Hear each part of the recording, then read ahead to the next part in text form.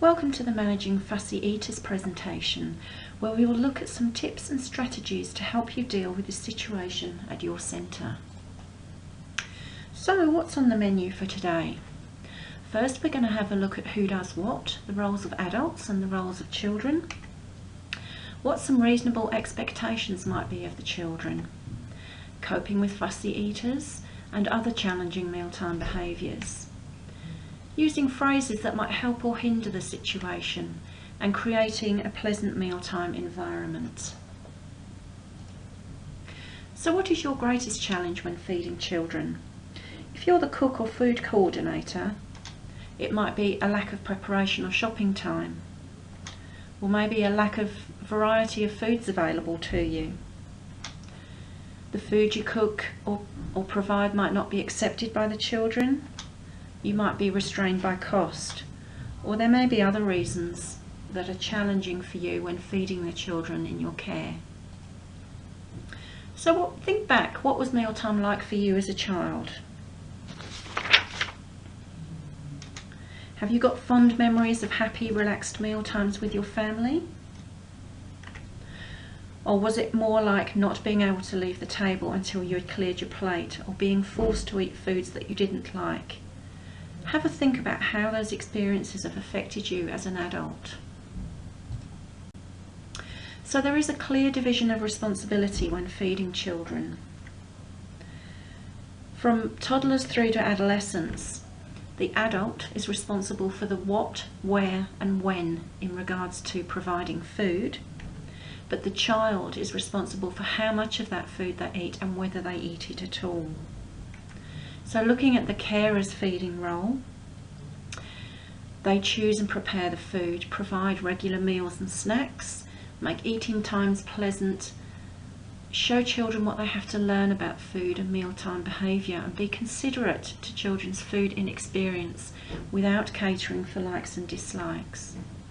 The child, their responsibility is to eat the amount they need, and they will learn to eat the food that their carers eat, and they will learn to behave at meal times. This is all based on some work by Ellen Satter, who's an American childhood feeding expert. So have a think about some examples of your job as the adult when feeding children. Write them down and then share these with your colleagues on the discussion board. Do the same with this slide. Think about some examples of what the child needs to do at meal times. Write them down and then share them again with your colleagues on the discussion board. So let's have a look now at how the Australian Dietary Guidelines influence what should appear on the child's plate. So they need to eat sufficient nutritious food. They need to eat a wide variety of foods from the 5 food groups, which if you've done the menu planning module you'll know all about. We need to limit discretionary foods, so those are our processed foods, lollies, biscuits, chocolates, all those sorts of things. And we need to encourage healthy habits. So we need to start with smaller portions. Remember that children have smaller tummies, thus they can't eat as much as an adult in one sitting. So we're going to use smaller bowls, plates and utensils for the children. It's important not to insist that the children eat everything on their plate. And it's also important to let the children know that it is okay for them to eat as much or as little as they want at the time as provided. So it's important that children are allowed to stop eating when they feel that their tummies are full, as they have this inherent sense of satiety which helps prevent them overeating, and that overeating which could lead to overweight or obesity. So why do children eat the way they do? They've got certain tastes that they prefer. For example, some children are more sensitive to bitter foods than others. Neophobia often plays a part, neophobia being an aversion to new foods, and this is a trait found commonly in young children. So it's important that children are given repeated opportunities to experience food, as repeated exposure will mean there's more chance of them actually trying the food. And we must remember also the influence of other children, families and the media that have on the way that children eat. So children overall are unpredictable eaters. So let's have a look at the next thing on the menu, which is reasonable expectations. So this is reasonable expectations of the child at meal times. So again, stop and think about your own expectations of the children at meal times at your centres. So our 1-year-olds, their appetite can vary greatly from one day to the next depending on how they're feeling, whether they're teething, they might have a tummy ache. They should be able to drink from a cup with assistance. They'll eat with their fingers, but they will also start to be using utensils at this age. But ultimately it's a very messy experience at meal times for 1-year-olds. Now our 2-year-olds, they should be using a spoon and should be able to drink from a cup by themselves, but they can be easily distracted. Their growth is slowing, so their appetite will start to decrease a little. They will start to develop likes and dislikes, and it still can be quite a messy experience at meal times. Now our 3-year-olds, they can make simple either or choices, so something like, yes, I'll have carrots but not peas. They can pour liquid with some spills. They should be comfortable using a fork and a spoon by now. They can follow simple requests at meal times. They'll start to request their favourite foods, but also they may suddenly start to refuse certain foods that they previously liked. This is normal behaviour, and the key is to keep offering those foods. Now our 4-year-olds, they're going to be influenced by the TV, the media and their peers. They may dislike many mixed dishes, so it might be an idea to offer dishes unassembled so that the children can choose the ingredients that they like. Spills with a spoon or a cup should have decreased, and they should by now know what table manners are expected of them. But they can be easily sidetracked. Again, they may suddenly refuse certain foods. Again, this is normal behaviour, and we must keep on offering those nutritious foods to them. So next we're going to have a look at coping with fussy eaters.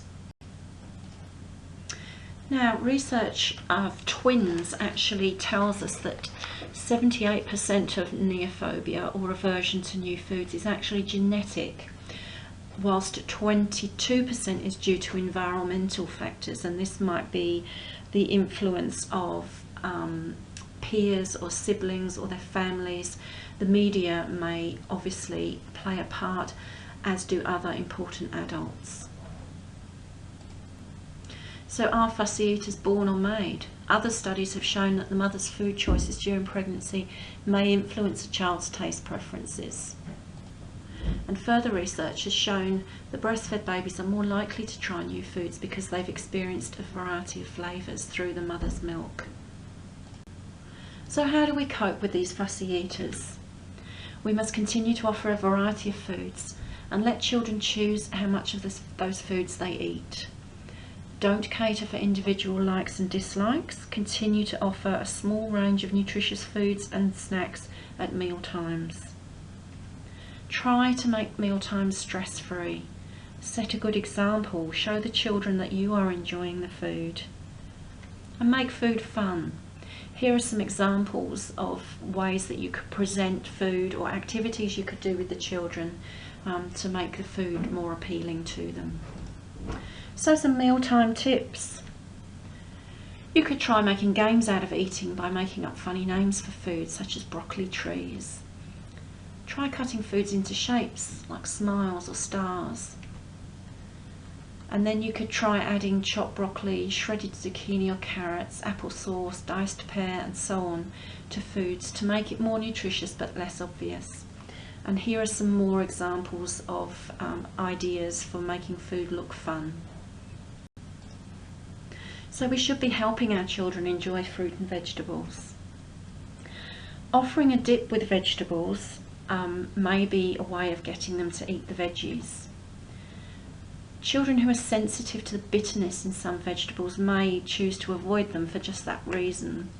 So if we offer them a low-fat dip, it could make them easier to accept those foods and for them to become a regular part of their diets. Kids also like to try foods that they've helped to make, and a child that helps in the kitchen is going to develop a number of skills. They're going to be able to try and like more foods. They'll gain confidence, they'll feel important and proud of their achievements. They'll learn some early maths and science concepts with measuring and weighing, and they'll also develop small muscle skills, which is important. They may also pick up some new vocabulary, and they'll learn to take responsibility for clearing up and enjoying their new foods.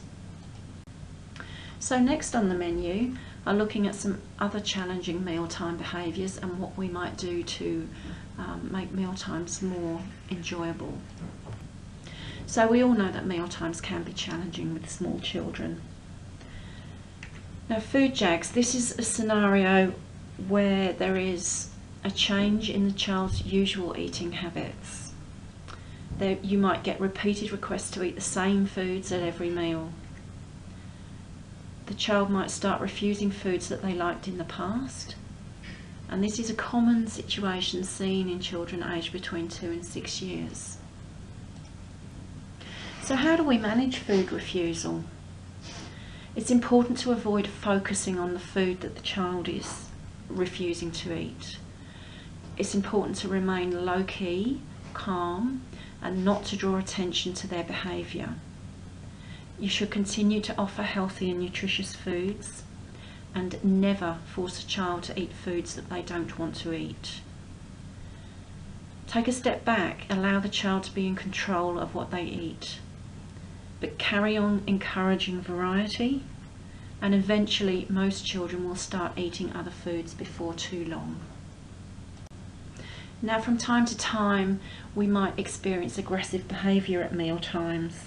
So some strategies here would be to make sure that we serve the meals and snacks at regular times so children have an expectation and know when those meal times are coming.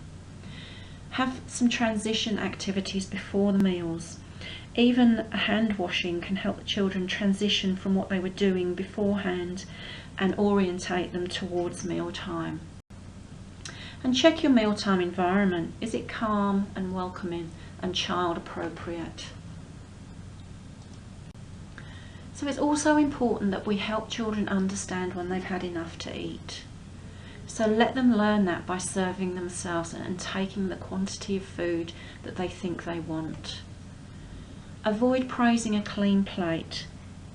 They need to learn when to stop eating, and that is when they feel full and not when their plate is empty. Reward children with attention and kind words, not with food. And try not to restrict specific foods. So what's the best way to handle sweets and treats? Again, don't use food as a reward. Give them some attention and some kind words. Find other ways to celebrate birthdays and holidays. You could try making party hats or playing party games, making flags to celebrate a particular holiday. And really it's best to leave the sweets and treats for outside the early years setting and leave that for the families to decide. So now we'll have a look at some phrases that might help or hinder a calm and pleasant mealtime environment with your children. So let's have a think about what I should say at meal times. So for example, instead of "eat that for me," or "if you don't take one more bite I will be really sad," why don't you try saying, "Oh, this is a mango, it's sweet like a strawberry," or "this celery is very crunchy."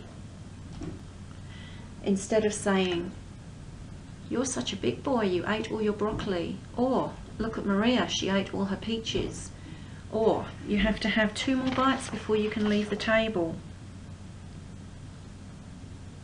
Again, respect the child's choice if they do not want to eat more. And instead try saying, "Is your stomach telling you that you're full, or has your tummy had enough?" And this way you're getting them to acknowledge that their tummies are full and tell them it's okay to stop eating. And the final example, instead of no dessert until you eat your vegetables, or stop crying and I will give you some lollies, again, don't use food as a reward. Find some other way to make the child feel better. So you could try saying something like, don't be sad, we can try these vegetables again another time. And then we will try them another time, and eventually the child will try them. So finally, we're going to have a look at creating a pleasant mealtime environment. So what makes a great mealtime environment? We need to eliminate distractions, so toys, games and other things are put away out of sight. Show excitement and enthusiasm for the food that's being served and for the fact that it's mealtime and that you're going to be able to sit down together and share this food. Expect age-appropriate table manners from the children, and make sure that child-sized eating utensils are used. It's good to dine family style if possible, so this is where the children can help themselves. It's really important to teach the children how to politely decline food. So it's important that they know that they don't have to eat it if they don't like it. But of course we will keep offering it and eventually they may try it. And then talk to the children about the food that they are eating. So talk about the taste, the texture, the sensation in the mouth. And this will also help increase the child's learning and increase their vocabulary. So what's on the menu for today? First, we're going to have a look at who does what, the roles of adults and the roles of children. What some reasonable expectations might be of the children. Coping with fussy eaters and other challenging mealtime behaviours. Using phrases that might help or hinder the situation and creating a pleasant mealtime environment. So I hope you've enjoyed this presentation. Here are some more resources that you might find useful. Please now take the quiz and feel free to post your comments on the discussion board. Thank you.